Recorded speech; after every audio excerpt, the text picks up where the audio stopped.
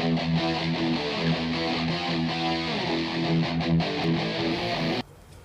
Friends, welcome to digital unique classes. अपन पिछले video lecture के अंदर अपन जो मिनरल्स पढ़ रहे हैं उनके अंदर अपन ने माइक्रो मिनरल्स के अंदर आयरन और कॉपर के बारे में डिस्कस कर लिया था। आज अपन डिस्कस करेंगे माइक्रो मिनरल्स के अंदर और कोबाल्ट के बारे में, जिंक और कोबाल्ट के बारे में कि अपन ने इसके अंदर जो भी जैसे अपन ने और जो भी मिनरल्स थे उनके अंदर अपन ने जैसे उनकी डिफिशियंसी और उनकी टॉक्सिसिटी और उनके सोर्सेज और उनके फंक्शन के बारे में देखा। आज वैसे अपन देखेंगे जिंक और कोबाल्ट के बारे में। ये अपना लास्ट टॉपिक है और ये मिनरल्स आज अपने पूरे कंप्लीट होने वाले हैं, यानी ये बस ये दो और मिनरल्स और बचे हैं, ये जिंक और कोबाल्ट।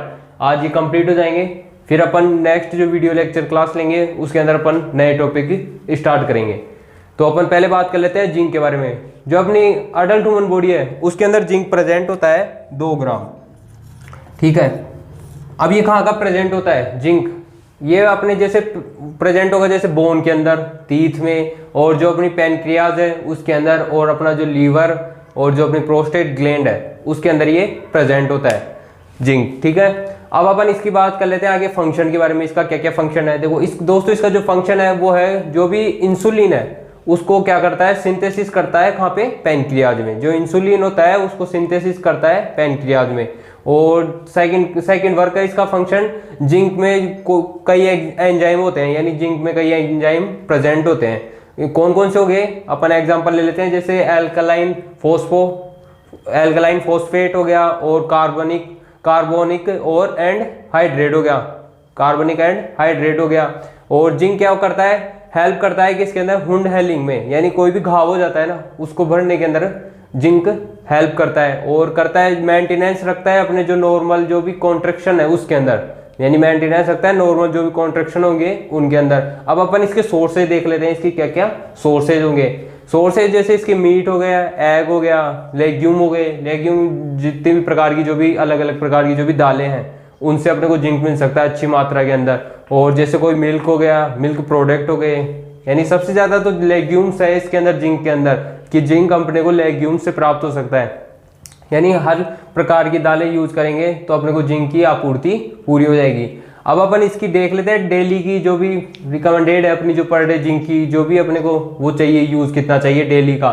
तो अपन पहले देखते हैं इसके अंदर इन्फेंट है, जो छोटा बच्चा है उसको चाहिए 3.5 mg पर डे, ठीक है। यानी जो छोटा बच्चा है इन्फेंट है उसको चाहिए 3.5 mg पर डे, ठीक है। और जो अडल्ट है, अडल्ट ह्यूमन बॉडी है उसको चाहिए 15 mg पर डे। जो अडल्ट बॉडी है उसको चाहिए 15 mg पर डे। और जो चिल्ड्रन है, यानी मैंने इन्फेंट के बारे में बताया 3.5 mg, और जो अडल्ट है उसको 15 mg, और जो चिल्ड्रन है उसको चाहिए 10 से 15 mg पर डे, ठीक है। और जो लैक्टेटिंग और जो प्रेग्नेंट वुमन है उसको चाहिए 20 से 25 mg पर डे।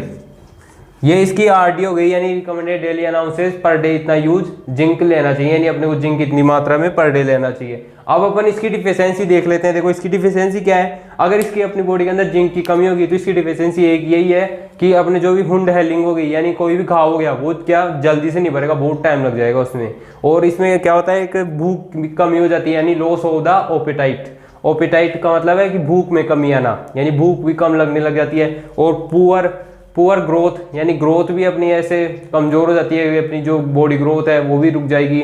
और लॉस ऑफ टेस्ट, यानी कोई भी टेस्ट है यानी उसमें भी लॉस होगा, यानी कोई परीक्षण है उसमें भी कमी आएगी। और लीवर डिजीज हो सकती है। मेन इसके अंदर है एक तो कोई वुंड हेलिंग, यानी कोई भी घाव है वो नहीं भरेगा, और एक है लीवर डिजीज, ठीक है दोस्तों। और हमेशा जो भी एग्जाम होती है, कंपटीशन एग्जाम होती है, उनके अंदर सबसे ज्यादा जिंक की वो डिफिशियंसी के अंदर से अधिक क्वेश्चन पूछे जाते हैं। तो आप थोड़ा इसमें ध्यान रखना कि इसके अंदर जो भी डिफिशियंसी के अंदर है कि एक तो होगी लीवर डिजीज हो गई, और एक हो गया जो भी वुंड हेलिंग है उसके बारे में।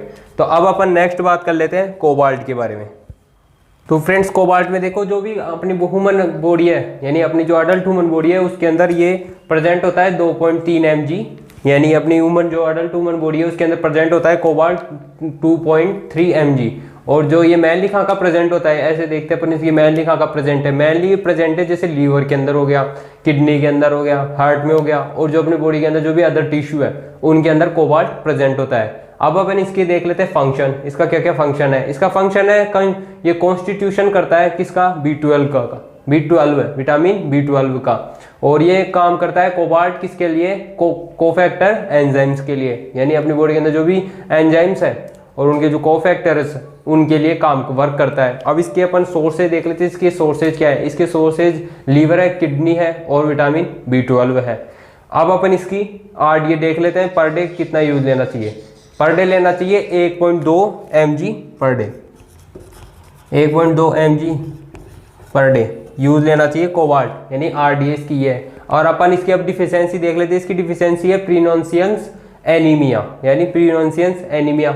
मैं इसके बारे में प्रीनॉन्सियंस एनीमिया के बारे में एक अलग से टॉपिक बताऊंगा, उसके अंदर मैं आपको इसकी जो भी ये जो डिफिशियंसी है उसको मैं एक कंप्लीट वीडियो लेक्चर के अंदर बताऊंगा, तो आप वहां से देख लेना। तो मेरे द्वारा बताई गई ये इन्फॉर्मेशन आपको कैसी लगी मुझे कमेंट करके जरूर बताएं। तो फ्रेंड्स मिलते हैं नेक्स्ट वीडियो में।